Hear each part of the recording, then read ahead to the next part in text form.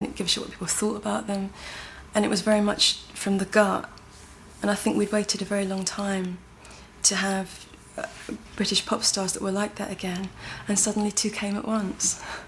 Give it up for Oasis, making their TV debut with Supersonic. I need to be myself. I can't be no one else. I'm feeling supersonic. Give me gin and tonic. You can have it all, but how much do you want it? Make me laugh. Give me your autograph. Can I ride with you in your BMW? You can sell with. It was huge. You know, by London standards at that time, we didn't have any restaurants really that you went to in that way.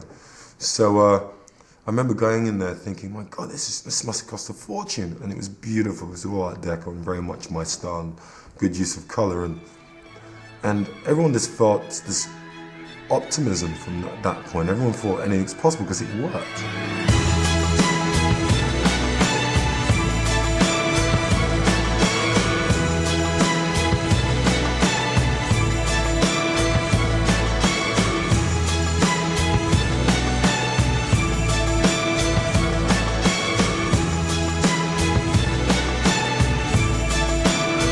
Cause it's a bittersweet symphony that's life.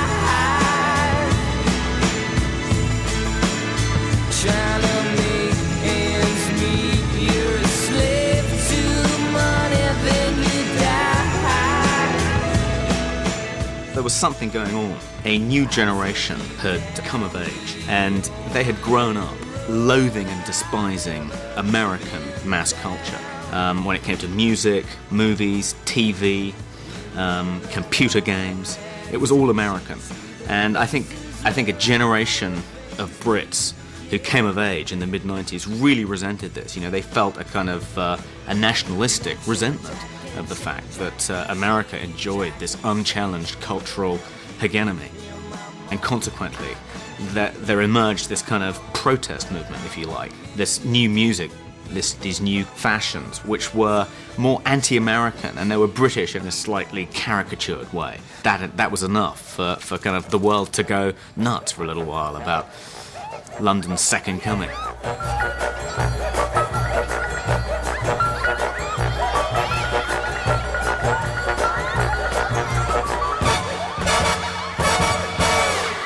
Confidence was something that in the past we'd left to Americans. And the Americans have tremendous confidence, but not much talent. And it just seemed that, you know, all those sentences, all those discussions you've ever had, like, wouldn't it be great if? Well, that's what happened in the 90s. If happened.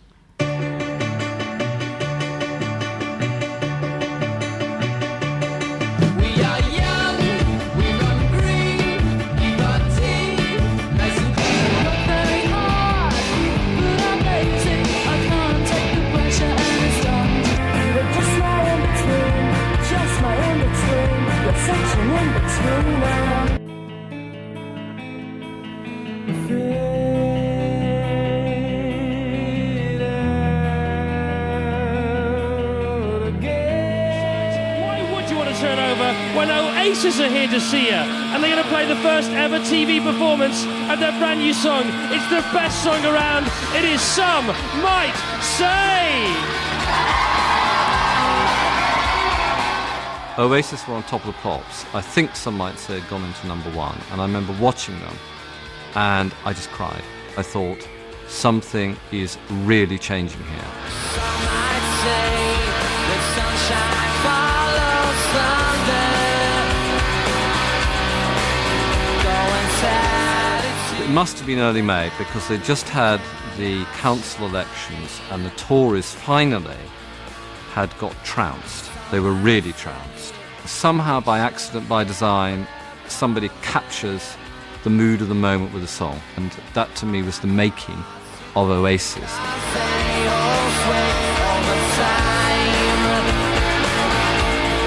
Some might say we will find a brighter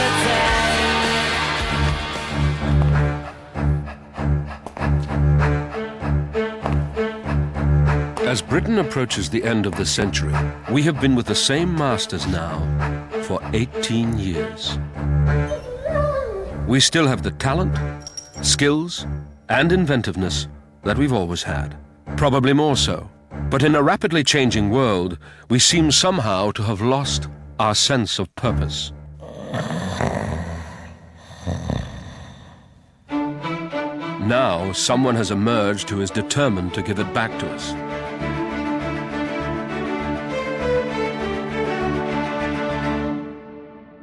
I tell you what surprised me was the way New Labour explicitly aligned themselves, especially with music.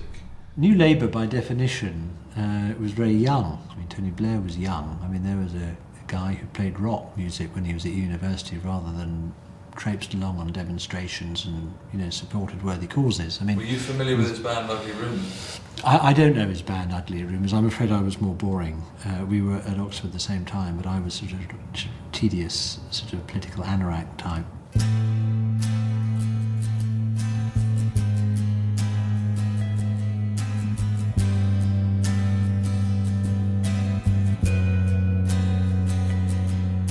Labour has come home to you, so come home to us. Labour's coming home. 17 years of hurt never stopped us dreaming Labour's coming home.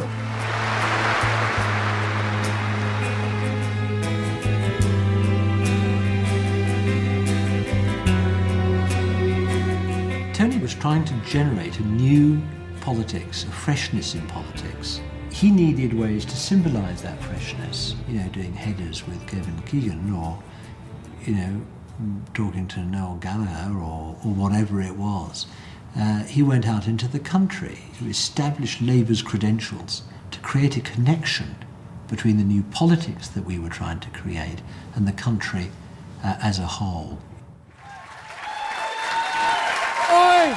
There are 7 people in this room tonight who are giving a little bit of hope to young people in this country.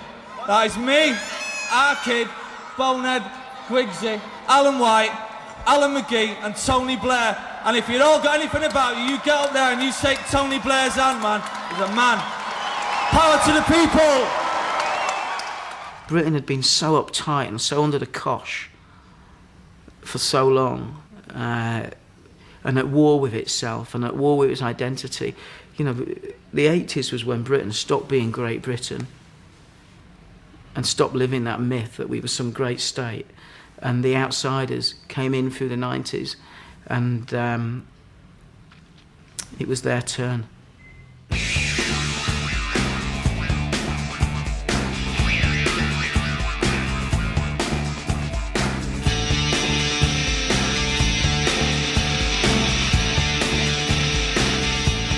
Exciting time. It's like reinvention of what was back in the 60s and punk. Maybe it was reminiscing a bit of the past, but with a forward vision. English tradition's fantastic. You know, I love the pomp and snobbery of it all. And so to take that and create something new and modern is, for me, just the way forward.